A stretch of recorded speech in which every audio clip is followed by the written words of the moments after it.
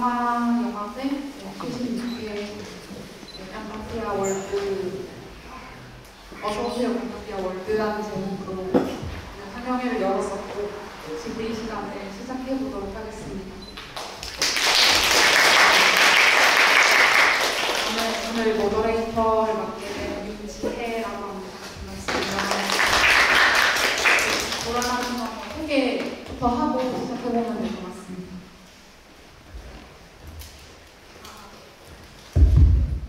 안녕하세요. 저는 두 번째로 상영했던 백로를 연출한 김혜영입니다. 반갑습니다. 네, 안녕하세요. 저는 세 번째 새 집을 상영했던 이시우입니다. 반갑습니다. 안녕하세요. 처음 보셨던 강을 건너는 사람들 연출한 이남영이라고 합니다. 새해에 많은 일로 바쁘실 텐데 시간 내서 보러 와주셔서 정말 감사드립니다.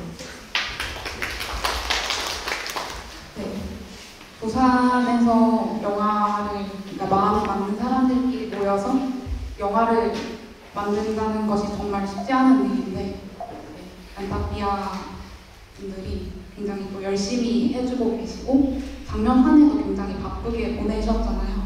저 세 분 중에 대표로 한 분이 안타비아를 한번 조금 이렇게 관객 여러분들께 소개해 주실 수 있으면 네, 좋겠습니다. 네. 네. 남영호님, 은시호님 두 분 정도. 이런 자리에서 제가 가장 많은 말을 지금까지 해왔는데 새해인 만큼 좀 새로운 이야기를 들려드리는 게 좋을 것 같아서 좋습니다. 네, 이렇게 바쁜 터치가 되는데 네, 저희는 지금 한 이제 6년? 이제 올해 하면 이제 7년 정도 부산에서 영화를 만들고 있어요. 그래서 저희는 지금 이제 단편 영화를 만들고 있고 또 같은 멤버로서는 장편 영화도 만들기로 했고 다양한 도전을 하고 있는데요. 오늘 보신 작품들은 이제 조금 다 최신에 맞는 작품들이고 그리고 작년 같은 경우는 저희가 영화 외에도 뭐 교육도 조금 했었고 다양한 영상 작업도 좀 이어오고 있습니다. 네, 그래서 오늘 보신 이제 작품을 보았듯이 저희는 이제 다양한 영화 세계를 여러분께 좀 보여드리고 싶어서 부산에서 열심히 활동하고 있습니다. 그리고 이 자리에 같이 동석하지는 못했지만 지금 뒤에서 사진을 열심히 찍고 있는 장태구 감독도 저희랑 같이 하고 있는 친구고요. 그리고 서울에서 지금 같이 지내고 있는 박진원 촬영 감독도 저희랑 같이 활동을 하고 있습니다. 네, 제가 알기로 깜빡피아라는 이름이 굉장히 엄청난 포부를 가진 장면인 걸로 알고 있는데 거기에 대해서도 간단히 혹시 혜영 감독님께서 한번 설명해 주실 수 있으면 네. 엄청 이렇게 김영 같은 걸 하실 수도 있을 것 같습니다. 제가 지은 건 아니지만요. 깐느 타피아라고 해서 깐느 가자. 언젠가 깐느 가서 영화 상영도 하고 상도 받고 했으면 좋겠다는 생각으로 지었습니다. 그때 2016년에 저희 처음으로 이제 할 때 시호가 지었었는데 그 분리에 나오는 주문 있잖아요. 깐딱비야. 그거랑 이제 좀 한 거죠. 당시에는 굉장히 시우 감독님께서 중의적인 그런 것들을 잘 살리시는 것 같아요. 좀 자연스럽게 질문으로 넘어가 보면 새 집이라는 제목 자체도 굉장히 중의적인 의미를 띠고 있는 그런 제목이라고 볼 수 있는데 경상도 말로 좀 풀어보자면 새 집도 되고 새 집도 되잖아요. 그래서 그런 제목에 대해서 간단하게 좀 소개도 해주시면서 이 작품을 어떻게 구상하게 되셨는지도 좀 자연스럽게 말씀해 주시면 좋겠습니다. 네, 제목은 이제 영화를 기획할 때부터 처음 이제 생각을 하게 됐고 제목에서 거의 출발을 하게 되었는데요. 이제 주인공이 자기 집이 아닌데 자기 집인 것처럼 행동하는 어떤 그런 의미의 영화인데 일단은 말 그대로 그냥 봤을 때 새 집은 진짜 말 그대로 아직 가구도 들이지 않은 깨끗한 새 집을 의미하기도 하는데 다른 중의적인 의미로는 이제 그 새 둥지라는 의미가 있어요. 그 영화 제목 더 네스트라는 제목인데 영재로 가는 이제 둥지라는 뜻인데 이게 이제 제목이 중의적인 의미가 영화를 처음 기획할 때부터 들어가게 되는데 이제 제가 이제 청년 주거 난민으로서 요즘 우리가 일단 살아가면서 집을 구하기가 되게 힘든 시대잖아요. 그래서 제가 이제 또 이사를 매번 이동을 하는데 어느 날 이제 입주 청소를 이제 마무리를 하는데 실외기 쪽에 둥지를 발견했었거든요. 근데 그 비둘기 둥지를 발견했는데 그게 제 처지 같더라고요. 계속 집을 옮겨 다녀야 되고 남의 집에 이렇게 둥지를 틀고 사는 이런 삶이 나의 삶과 좀 닮아있다 해서 이 영화를 만들게 됐고, 그러면서 중의적인 의미를 좀 두고자 해서 새 집이라는 의미를 조금 제가 그 시우 감독님 작품에 유명을 해가지고 그 하루 딱 스크립터로 다 써서 되게 이렇게 모호한 인상만 남아 있었는데 이렇게 영화로서 보는 건 너무 처음이었거든요. 그래서 사운드 같은 부분들이나 전체적으로 봤을 때 공들인 부분들이 너무 느껴져서 저는 좋은 인상을 받았었고, 특히 그 주인공의 마지막 표정, 그 처연한 표정이 정말 영화가 끝나고 나서도 저한테 오랫동안 남아있더라고요. 그래서 그런 부분을 되게 인상 깊게 봤었던 것 같습니다. 그래서 제목 얘기가 나와서 이 세 제목 중에 제일 궁금한 제목이 있었거든요. 그래서 이제 혜영 감독님께 듀 포인트라고 명명이 되기도 하고, 이제 영화상에서는 또 백로라고 돼 있는 부분이 있어서 제목에 대한 소개, 그리고 이 작품을 어떻게 구상하시게 되셨는지 거기에 대한 소개도 같이 해주시면 좋을 것 같습니다. 여기서는 영재로 먼저 소개가 됐었는데 백로라고 하는 것보다도 뷰포인트라고 이슬점이라고 번역을 하는데 그게 좀 더 와닿으실 것 같아요. 그게 제가 영화에서 처음에 시작했던 거는 장례식장에 가면 생각보다 슬프지만은 않은 장면들이 많더라고요. 어린아이들이 뛰어다닌다거나 오랜만에 만난 친척들이랑 되게 반갑게 인사를 한다거나, 그거를 제가 좀 어릴 때 봤었는데 되게 생경하고 이상했어요. 슬픈 거라고만 생각을 했는데 장례식장 분위기가 마냥 그렇지만은 않으니까 이상하다고도 생각을 했었는데 그게 한순간에 누구나 다른 시기지만 한순간에 올 때가 생기더라고요. 그게 막 이슬점처럼 뭔가 시기가 딱 되면 이슬이 맺혔다가 또 떨어지는 그 느낌이 비슷하다고 생각을 해서 백로라는 이름이랑 뷰포인트라고 짓게 되었었어요. 그 지연이라는 주인공에게 할머니의 죽음이 어떻게 다가왔을 거라고 상상하면서 글을 쓰면서 그런 생각을 했을 것 같거든요. 그래서 간단하게나마 이렇게 말씀을 해주시면 좋을 것 같습니다. 지연이가 굉장히 어린 나이잖아요. 그때 생각보다는 10살로 잡고 갔었는데 사람마다 다르겠지만 죽음에 대해서 처음 겪어보는데 그렇게 어린 나이면은 잘 모를 것 같거든요. 어떤 이후에 어떤 일이 벌어지고 그게 어떤 것을 의미하는지. 그래서 지연이한테는 그게 실감으로 와닿지 않다가 표현하고자 했던 걸로 말씀을 드리면 자기가 소중하게 여겼던 어쩌면 할머니랑 추억이 담긴 물건을 잃어버렸던 걸 통해서 좀 더 자기한테는 죽음이라는 게 이제는 없다는 게 어떤 건지를 조금씩 알아가는 게 아닐까라고 생각을 하면서 만들었었어요. 이제 더 공감점이 많지만 남영 감독님께 한번 질문을 드려보겠습니다. 저는 개인적으로 남영 감독님 작품을 굉장히 좋아하는 팬 중에 한 사람이기 때문에 유독 강을 건너는 사람들이 저한테 더 그랬던 것 같아요. 남영 감독님께서는 이제 이 작품을 상영할 기회가 굉장히 많으셨을 것 같은데 오늘 보면서 느낀, 감독님께서 본인의 작품을 보면서 느낀 감상이 제일 먼저 궁금했었습니다. 그래서 그 생각을 하고 있었어요. 제가 뒤에 서서 이제 보고 있었는데 언제쯤이면은 나는 내가 만든 작품을 좀 굉장히 거리감을 두고 건조하게 객관적으로 볼 수 있을까라는 생각을 늘 하는 것 같아요. 이 자리도 많은 분들이 이제 자리를 채워주시는 걸 보면서 되게 많이 떨렸거든요. 그래도 계속 보려고 했었어요. 어느 순간 어느 설명 자리에서는 스크린에서 막 눈을 떼고 눈을 감는다든지 귀를 막는다든지 막 그럴 때도 있었거든요. 이 작품 아니더라도. 근데 이번에는 그냥 계속 봐야겠다라는 생각을 좀 했었고 일단 전화가 참 많이 울리더라고요. 그래서 그런 것도 좀 보이고 머릿속으로 편집을 새로 계속 했던 것 같아요. 이 장면을 왜 넣었을까? 이때는 이 장면을 쓰는 게 아니었던 것 같은데 약간 편집을 새로 하면서 보게 됐던 것 같고 그러면서도 또 스텝으로 또 참여해 주셨던 분들, 또 도움을 주셨던 분들이 또 이 자리에 또 같이 있어서 그분들 생각이 또 나고 이게 2022년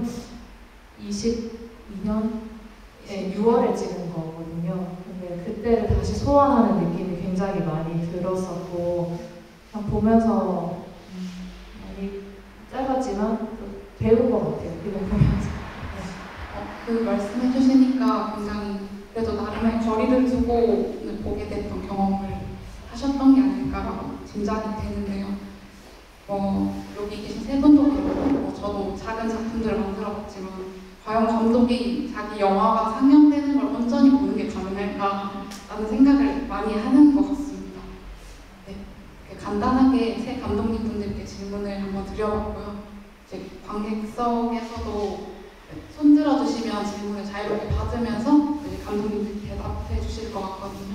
그래서 자연스럽게 저희 대화하듯이 조금 해봤으면 좋겠습니다. 혹시 궁금한 점이나 감상을 전달하는 것도 좋고 하시고 싶은 말씀이 계시다 하시는 분은 손을 들어주시면 좋겠습니다. 근데 이제 나름대로 홍보를 한다고 했었는데 역시 작은 영화의 영화제의 힘인 것 같은데 이게 저희끼리만 해서 나름대로 좋았지만 상영을 한다는 거는 누군가를 만나는 건데 이제 만나서 좀 대화를 나눈다고 생각을 하거든요. 그러니까 마음속으로 대화도 좋지만 그냥 작은 감상이어도 저에게 전달해 주시면 그게 저희한테 되게 큰 에너지가 돼요. 다음 작품을 할 수 있는. 그래서 정답은 없으니까 편하게 말씀을 해주시면 더 좋을 것 같습니다. 언제든 기회는 열려 있으니까 손을 들어주시면 네.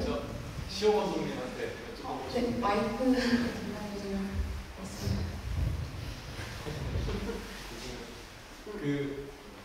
마지막에 베란다 발코니에 갇혔잖아요. 했을 것 같아요.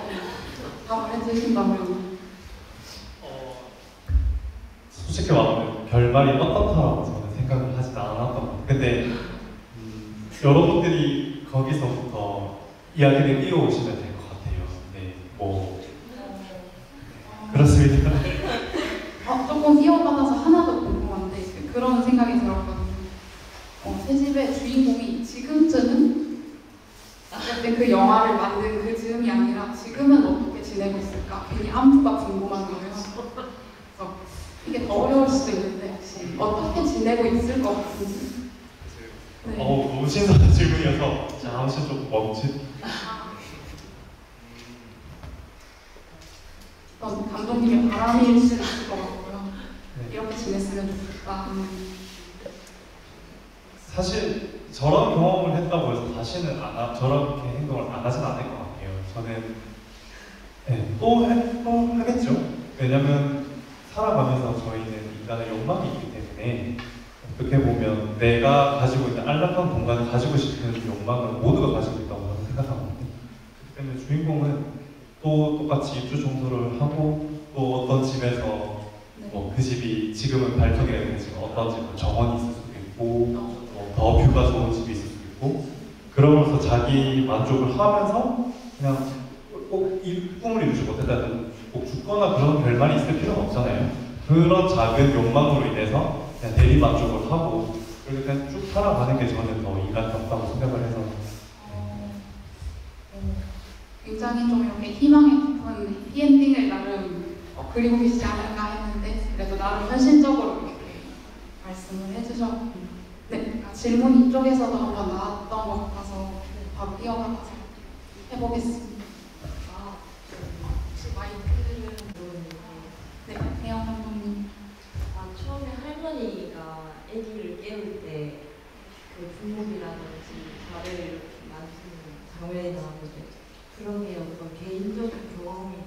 있었는지, 그리고 이제 그 질문을 하셔서 궁금한데 이시호 감독님 궁금한 게 그 주인공이 어떻게 혹시 탈출을 했을까 그걸 상상해 본 적이 있으신지. 다들 많이 궁금해. 네. 그러면 혜영 감독님 먼저 답변해 주시고 박시호 감독님 답해 주시면 될 것 같습니다. 너무 전공을 줄여서 개인적인 경험이 많고요. 저도 할머니, 할아버지랑 같이 살았었는데 할머니가 되게 장난기가 좀 많으셨어요. 눈물이 뿌리고 막 도망간다든지 굉장히 귀엽게 장난을 그걸 좀 넣었던 것 같습니다. 저도 너무 궁금했어요, 사실. 도대체 어떻게 탈출했을까요? 이것도 뭐 어떻게 탈출했지에 대해 답을 드리기보다는 공간에 대해서 그냥 설정을 했었을 때 탈출을 하셨으면 좋겠는데, 일단 인물 짜장면 먹을 때 보면 높고 게다가 문이 조금 좋은 집이어서 안 열리면 안 깨질 유리처럼 보이잖아요. 그럼 결국에는 뭐 다음날 집주인이 왔었을 때 어떻게 됐지 않았을까요? 왜냐면 거기서 탈출하려면 날아가거나 떨어져야 되는데 저는 지금까지는 바라지 않기 때문에 조금 희망 회로를 돌린다면 오히려 들키는 방향으로 가까스로 그렇지 않았을까 싶어요. 네. 그게 제일 현실적으로 그럴 것 같은 생각. 네, 알겠습니다. 재밌는 질문들이 많이 오거든요. 방금 질문 알고 하셨나요? 네, 저기 마이크 전달 부탁드립니다. 혜영 감독님 방송 되게 재밌게 봤는데요. 우리 대사가 맨 처음에 할머니한테 얘기하는 것도 그렇고 여자 친구한테 전화해서 나 학원 안 간다 이런 얘기하는 것도 그렇고 되게 진짜 애기 같은 대사들이었거든요. 뭔가 어른이 만들어낸 어린이가 아니라 진짜 어린이 같은 의심이 흐르면서가지고 그래도 혹시 옛날 본인 경험에서 가지고 싶은 아니면 주변에 뭐 어떤 일을 관찰할 어떤 일을 생각하는지 그런 거 같습니다.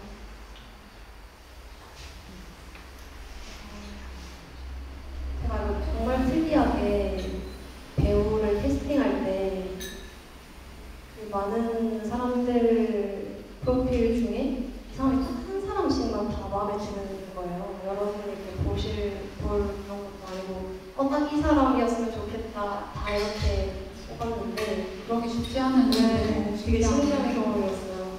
지연이도 아역들 프로필 중에 딱 이 친구가 너무 좋겠다 해서 처음부터 그냥 미팅을 하자고 해서 갔었는데 거기서 굉장히 많은 이야기를 들었어요. 굉장히 학교에서 활발하게 열심히 활동하는 친구더라고요.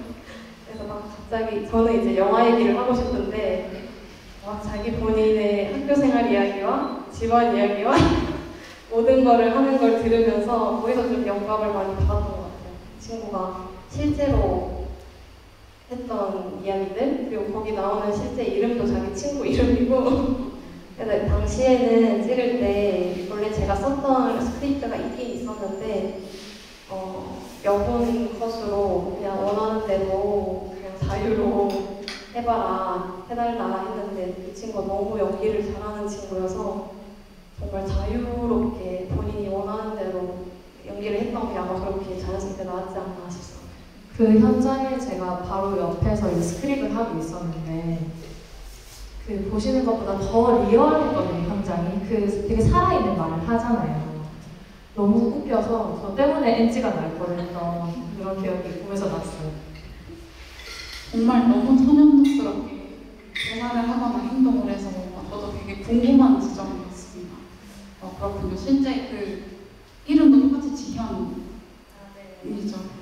그래서 그대로 가져온 것도 뭔가 정말 겹치는 부분이에요. 실제 그 친구와 영화 안에서의 캐릭터의 모습과 그런 부분이 저도 신기하게 느껴졌던 것 같습니다.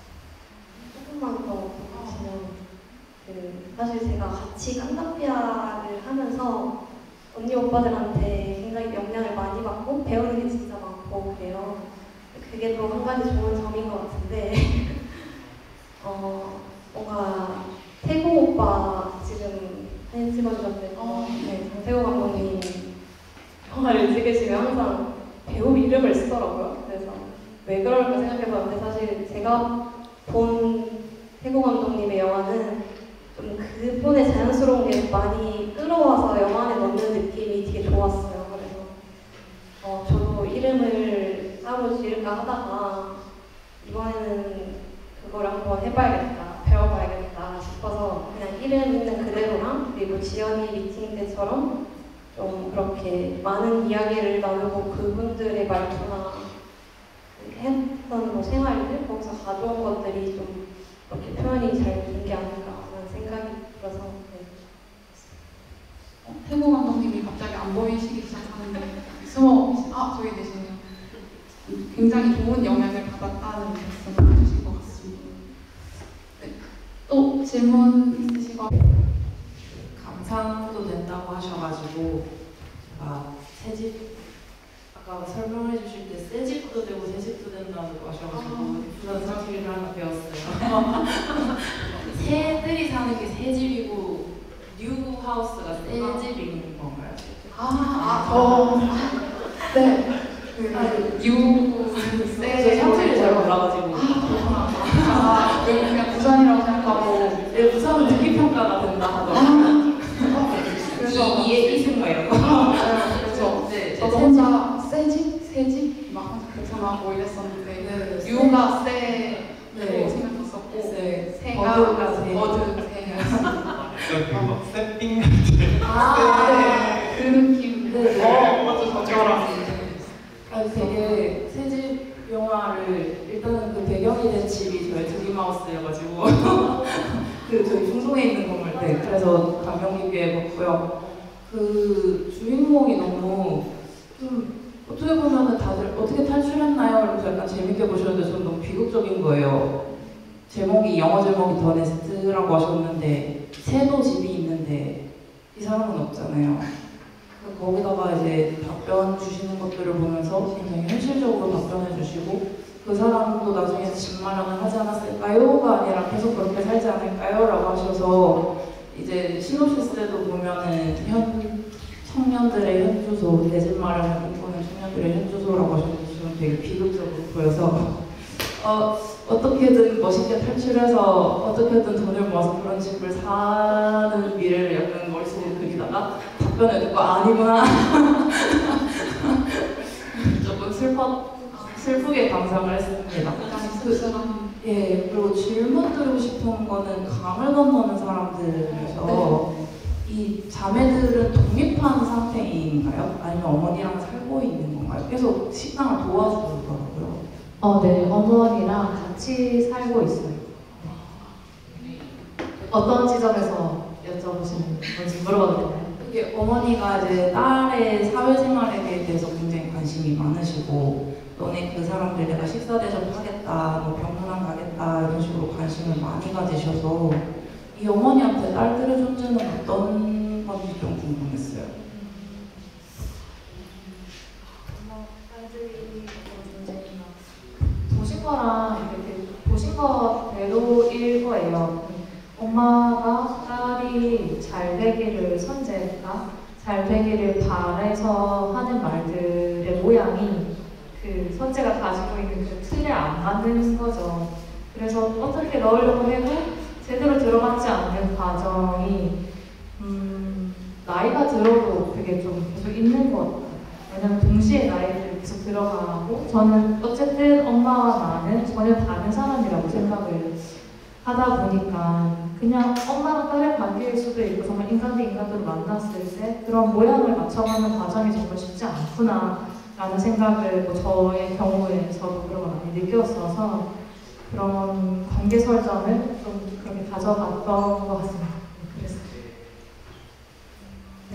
너무 잘 봤고요. 저는 새로 감상을 말씀드리고 싶은데 새 집 보고서 저는 그렇게까지 절망 속에 두셔야 했나 감독님도 너무 이런 생각을 했었는데 청년 주거 난민이라는 단어를 듣고 좀 납득을 했던 것 같아요. 저희가 해결하지 못하고 있는 상황이니까 그래서 크레딧 올라갈 때 들렸던 그런 우르르캉캉했던 것들이 굉장히 와닿았고 되게 자연스러운 대화를 그 예비 부부인지 부부가 하는데 애를 낳으면 뭐 TV 볼 시간도 없다. 그리고 남편은 넥타이를 정리하고 이런 것들이 굉장히 그 갇힌 주인공이랑 나이가 같을 수도 있을 텐데 이렇게 다르구나. 뭔가 계급의 차이라고 할까요? 그런 것들이 생각나고 왜냐면 주인공은 열심히 안 산 건 아니잖아요. 그래서 그런 게 되게 아프게 느껴졌고 특히 제가 마음이 아팠던 장면이 검정색도 아닌 파란 색깔 슬리퍼가 되게 애 같고 안타깝게 느껴졌는데 그 주인공 같았고 근데 그 슬리퍼를 아무렇게나 툭툭 치는 모습이 참 얄밉게도 느껴졌던 거고요. 네, 여기까지가 그 세 집의 감상이었고 그 백로를 보면서는 정말로 누구의 어머니가 돌아가셨는지 모르겠더라고요. 엄마의 어머니인지 아빠의 어머니인지 그런 게 재밌었고 그 두 사람도 할머니 그 어머니가 돌아가신 걸 받아들이지 못한 것 같다고 생각이 들었어요. 슬픈 모습이 거의 안 나왔다 보니까 그래서 주인공 아이가 어른이라고 해도 죽음을 받아들이는데 왜냐면 급작스럽게 돌아가시고 받아들이는 시간이 걸릴 수도 있겠다 이런 게 저도 생각이 들었고 그래서 마지막에 한 명씩 비춰주는 장면이 정말 좋았고요. 각자의 혼자 자리에서 차 안에서 그리고 혼자 누워있어 그 장면이 너무 좋았고 그 슬픔이 저 멀리에 존재는 하지만 가까이 있지 않은 장례식 장면에서 정말 인상 깊었어요. 잘 좋았고요. 안녕 감독님 영화 보면서 그 인물이 주인공이 그림자가 엄청 드리워져서 어둠 속에 있어서 표정이 잘 안 보이지 않는 장면들이 몇 번 있었는데 표정이 보이지 않아서 기분을 알 수 있을 것 같아서 그 장면들이 참 좋았고 그 의도하신 건지 좀 궁금했고요. 그리고 다른 누군가의 엄마한테 무한히 친절한 모습을 보면서 제 모습을 보는 것 같아서 너무나 찔리면서 나도 우리 엄마한테 못해도 다른 어머니 또래 분을 보면서 괜히 더 친절하거든요. 그런 거 보면서 찔리기도 하고 남편 감독님도 그런가 이런 생각했고 또 이후에 자신의 카메라로 엄마의 모습을 찍잖아요. 그래서 사랑을 느낄 수 있어서 좋았던 것 같고 어머니가 소원을 비는 장면이 꽤 길게 나오는 것 같은데 왜냐면 저희 부모님은 소원 빌 때 거의 1초도 안 걸리시고 그래서 되게 소원을 오래 비시는 어머니가 저는 너무 좋게 보였고 뭐라고 소원을 비실지도 알 것 같아서 그것도 좋았던 것 같습니다. 잘 봤습니다. 감독님들이 한번 답변을 해주시면 좋을 것 같아요. 그러면 그 큐 배우님께서 혹시 그 파란색 그 슬리퍼를 선택하신 이유가 그 특정한 색깔을 선택하신 이유가 있었던 걸까요? 의도된 바이오인지도 궁금해서. 감사합니다. 의미를 만들어 주셔서 다음부터 지금 꼭 감사합니다. 새로운 의미가 이제 해석을 보면 있습니다. 이렇게 간단하게. 네, 그러면 혜영 감독님께서도 파란 색깔 슬리퍼에 그 애 같다는 게 올려졌다는 얘기가 괜찮은 것 같은데 너무 잘 봐주셔서 너무 감사하고 혹시 누구의 어머님이셨을까에 대해서 답을 좀 해주시면 좋을 것 같아요. 근데 그게 진짜 완전 처음에 정해져 있어서 재밌는데 나중에 찍을 때는 안 정해놓고 일부러 찍기는 했는데 그게 보인 게 너무 신기하고 혹시나 그 부분이 어떻게 받아들여지셨는지도 조금 궁금해요. 그게 왜 없는 게 좀 오히려 이상하다고 느끼셨는지. 되게 잠깐 보이지만 아빠는 그러니까 되게 감사한 존재라는 게 느꼈어요. 그 집의 할머니가. 왜냐면 아이를 돌봐주시고 근데 이 부모님이 이 아이를 사랑하는 게 너무 느껴졌거든요. 반찬은 잘 먹었는지 물어봐주고 아빠는 방 열어봐주고 근데 잠깐 애기가 엄마 보고 싶으니까 본 장면에서 막 파스 붙여져 있고 그러니까 이 두 사람 엄청 열심히 사는데 그 열심히 사는 것을 도와준 조력자잖아요. 이 어머니가. 그래서 그 존재가 없어짐으로 사실 현실적으로는 이 두 사람이 맞벌이를 하는 게 가능할까? 이런 것도 두 사람한테는 맞닥뜨려진 상황이라서 슬픔 전에 그런 생각을 하면 또 죄책감을 느끼지 않았을까? 그런 것들을 또 다 배제하려고 하지 않을까? 뭐 어쨌든 그런 생각들을 들면서 그러니까 사실 이상하게 느껴졌다기보다는 정말 이 집의 중요한 존재였는데 돌아가심으로 인해서 이 어른인 두 사람은 아이를 키워야 되는 두 사람은 현실적인 문제와 그리고 개인적인 슬픔과 이런 것들을 많이 해야 되거든. 근데 그 중에서도 본인의 친어머니라면 또 어떨까 뭐 이런 생각을 했던 것 같아요. 그리고 그 잠깐 말씀하신 파스를 붙인 대형 감사합니다. 하려고 끈끈하게 그걸 모았어요. 네, 아마 배우 선희배우님 인정 때문에 필요했던 장면이어가지고 새로운 사실을 혹시 지금 이 시간을 통해서 알아가는 것 같습니다. 그래서 제가 생각나는 걸 말씀드릴 수 있는 거는 저도 그러니까 그 원래 색보정을 이제 하면 제가 봤을 때도 조금 어둡게 나오는 버전이긴 한데 이게 상영하는 환경에 따라서 좀 약간 편차가 생기더라고요. 그래서 오늘은 좀 대체적으로 어두워서 좀 아쉬움이 계실 수도 있을 것 같다 생각을 하면서 보는데 어떤 특정 장면에서는 괜찮겠다 싶은 거예요. 저도 걱정하면서 그 씬을 보는데 어두워도 충분히 감정 전달이 되겠다라는 걸 저도 생각을 했었고 그리고 하나 더 있었는데 제가 기억하는 건 이제 기도. 네. 그게 저도 그 장면이 오늘 되게 마음에 와닿았던 이유가 그때 정말 저 케이크 촛불 하나로 촬영을 했었고 다른 조명은 없었고 그 박은영 배우님, 엄마 정연 역을 연기하신 박은영 배우님께서 정말 자기 생일 같다고 느끼셔가지고 기도를 굉장히 오래 하셨어요. 오래 하시면서 눈물도 글썽글썽 거리시고 그게 한 2분, 3분 가는 테이크를 하나 찍은 게 저는 그냥 제가 가지고 있거든요.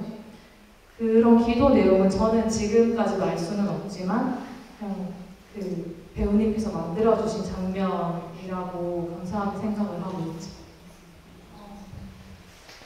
정말 그 남영 감독님 오늘 작품 또 보면서 느낀 건 저의 단순한 개인적인 감상인데 굉장히 정갈하고 고요하게 진동하는 영화 같다는 느낌을 받았어요. 저도 약간 무슨 말인지 잘 모르겠긴 한데 이거 일기에 써야 될 것 같아요. 정갈하고 고요한지. 이제 관객분께서 말씀해 주신 것처럼 이제 주인공이 엄마를 다할 때 그게 꼭 사람인 것 같다는 말씀을 해주셨잖아요. 이제 감독님의 연출 의도 되게 한 줄 간단하게 써져 있는데 그게 진심을 포착한다는 말이 있었어요. 그래서 과연 그게 어떤 말인지 굉장히 어려운 말인데 주인공이 사진을 찍기도 하고 감독님이 이제 영화를 만드신 것도 있고 두루뭉술하게나마 그게 어떤 의미로 감독님께 자리하고 있는 말인지 궁금했었습니다. 그 연출 의도를 정리하는 거는 뭐랄까요, 이게 그 연출 의도를 적게 되는 상황을 생각을 해봤을 때는 약간 영화를 다 만들고 나서 영화제를 낸다거나 어떤 제가 만든 영화를 좀 다른 사람들에게 어떤 설명해야 되는 순간이나 어떤 정리가 필요할 때 이제 다 만들고 나서 하게 되는 것 같은데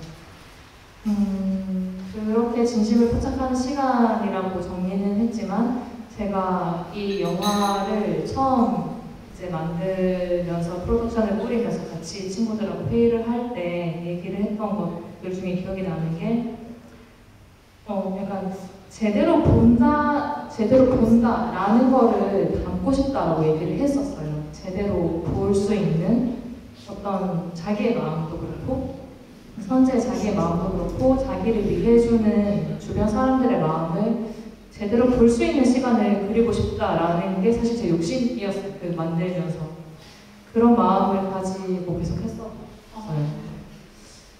굉장히 뭔가 이렇게 잔잔하게 다가오는 것 같습니다. 답변이. 그 선재라는 인물도 보면 굉장히 물론 가까운 엄마랑 있을 때는 살짝의 티격태격이 있지만 굉장히 사려 깊게 사람을 보는 사람 같다는 그런 인상을 받기도 했거든요. 그런 것들이 굉장히 다 묻어나지 않았나 하는 이제 저도 한 사람의 관객으로서 짐작을 해봤습니다. 네, 혹시 또 질문 있으신 분? 정을 건너는 사람들 나영 감독님께 질문 드리고 싶은데 저는 선재라는 인물이 좀 이렇게 현재를 씩씩하게 살아내고 있는 인물인 것 같아서 저도 좀 보면서 힘을 얻었던 것 같고, 마지막에 이제 선재가 선재씨 불러서 이렇게 나가는 마지막 때에 살짝 멈춰있는 느낌을 받았었는데, 혹시 이걸 뭔가 사진이 찍히는 순간으로 의도를 하신 건지, 맞다면은 그렇게 의도하신 이유가 뭔지 궁금해서 질문 드리고 싶습니다. 편집 단계에서 결정을 했던 장면이에요. 원래는 그 아주 되게 넓은 나무가 있고 선재가 이제 자기 이름을 불러서 그쪽으로 가는데, 편집을 하면서 그 장면을 계속 보는데 선재를 프레임 밖으로 나가게 하는 게 맞을까? 이런 생각이 좀 들었어요. 선재를 프레임 밖으로 나가게 하는 게 맞을까? 이 질문이 어디서 오는 건지를 모르겠지만 그냥 그렇게 하고 싶지 않았어요. 프레임 밖으로 보내지 말자라는 생각을 하다가 저렇게 프레임으로 멈춰 있을 때 이제 서서 있는 게 아니라 이제 어디론가 가는 자세에서 멈추잖아요. 그 자세가 가지고 있는 어떤 그런 역동이 있다고 생각을 했었어요. 그러니까 앞으로 전진하는 건데 그 순간에 앞으로 가기 위해서 그 에너지를 가지고 있는 그 순간을 좀 그냥 담아내면 좋겠다. 밖으로 가는 것도 가는 거지만 그런 정지되어 있을 때 오히려 모아지는 그런 힘이 좀 느껴지면 좋겠다라는 생각을 했었어서 저렇게 1프레임씩 옮겨 다니면서 이제 어디가 제일 그런 꼭 직전에 있는 모습일까라는 생각을 하면서 결정을 했던 장면이에요. 굉장히 어쨌든 이 영화 안에서 사진이라는 테마들이 있기도 하고, 저는 개인적으로 저도 굉장히 인상 깊었던 그 마지막 장면이었어서 이렇게도 끝낼 수 있구나, 약간 이렇게 하면서 봤었던 것 같아요. 네, 그래서 굉장히 좋은 질문 해주셔서 너무 감사합니다. 네, 또 이제 질문. 네, 강을 건너는 사람들이라는 제목으로 설명을 해주셨는데, 이 제목이 가지는 뜻이 궁금하더라고요. 어떠한 강을 어떠한 사람들이 건너는지, 그게 담긴 의미가 있는가 좀 궁금했습니다. 그 질문을 많이 받았었는데 저는 이 제목이 먼저 생각이 났어요. 그러니까 이야기의 토대가 이제 단체 되게 가느다랗게 나했을 때 제목이 먼저 생각이 났었고, 강을 건너는 사람들이잖아요. 그러니까 일단 인생의 한 챕터를 건너가는 순간에 가는 거기도 하고, 근데 그 강을 건너는 모양을 생각을 하면 되게 그 헤쳐가는 그런 이미지가 그려지는데 혼자서는 할 수 없겠다라는 생각이 좀 들었고, 그 선재가 자기 세계에 있는 사람들의 도움을 많이 받으면서 살아가고 있고 그게 우리 모습이다라는 생각을 하면서 그런 것들이 좀 연상이 되면 좋겠다라는 바람으로 만들었습니다. 항상 그 강을 건너는 사람이 상영할 때마다 제목에 대한 질문은 빠지지 않는 것 같습니다. 혹시 이제 거의 마칠 때쯤이 되어서 감독님들 마지막 인사와 향후 계획 같은 그런 것들을 들어보면서 끝내면 좋을 것 같은데, 혹시 할 말이 그래도 관객 여러분들께 마지막 인사 겸 향후 계획을 좀 이렇게 간단하게나마 말씀해 주시면 좋을 것 같습니다. 저는 이렇게 관객들과 함께 제 영화를 보는 게 거의 처음인데요.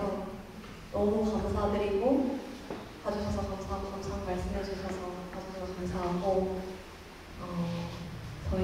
저를 비롯해서 같이 앞으로도 좀 작업을 계속 이어나가고 뭔가를 만들기 위해서 서로가 하고 있는 것을 보면서 계속 스스로 내년에도 올해에도 좀 뭔가를 새로운 걸 같이 만들 수 있는 시간이 되도록 해보려고 합니다. 네, 다들 박수. 네, 시호가. 영화를 이제 기획하고 만들고 다 이제 끝나거나 편집까지 끝났다라는 마음을 가질 때가 있었어요. 근데 조금 돌이켜서 생각을 해보면 영화를 만들어서 상영을 하지 않으면 이 영화는 생명이 끝났다라고 저는 생각이 들었었어요. 그래서 오늘 같이 이렇게 영화제에서 기획을 해주셔서 상영을 함으로써 영화가 다시 살아났구나라는 그런 순간을 오늘 또 느꼈어요. 그래서 작은 영화제라는 이름이지만 어쨌든 작은 영화제인데 어쨌든 영화를 보시고 나서 여러분들의 마음에 작게나마라도 어떤 저희들의 영화가 기억이 좀 남겨져 있다면 그것만으로도 저는 영화를 계속 만들고 싶고 또 다음 영화로도 또 여러분의 마음에 조금 작은 마음이라도 조금 더 남기고 싶은 그런 마음으로 더 노력해서 영화를 만들겠습니다. 네, 오늘 와주셔서 너무 감사드립니다.